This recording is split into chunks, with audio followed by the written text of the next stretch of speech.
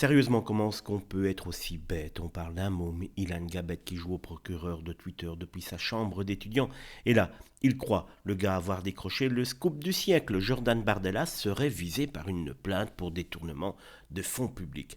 Réaction immédiate du génie en culotte courte. Let's go! Suivi d'une pseudo-liste de peines encourues. 10 ans de prison, 1 million d'amende, 5 ans d'inéligibilité, rien que ça. À croire qu'il a rédigé le jugement avant même que l'enquête ne soit ouverte. Et c'est là que ça devient cocasse. Bruno Attal lui répond tranquillement, façon fast-checking paternelle. Alors, on respecte plus le secret de l'enquête, mon petit?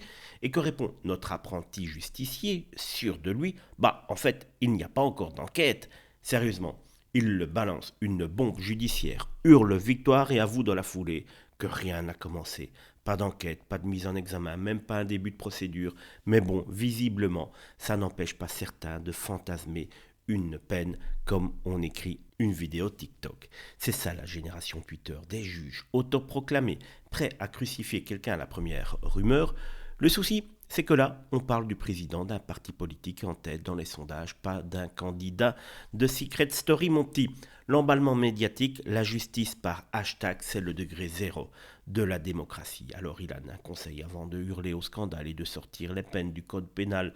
Attends au moins qu'une enquête commence, parce que là, t'as juste signé un tweet ridicule et nous, franchement, on est toujours mort de rire, comme quasiment à chaque fois que tu tweets, c'est-à-dire 163 fois par jour, sans jamais rien dire de concret.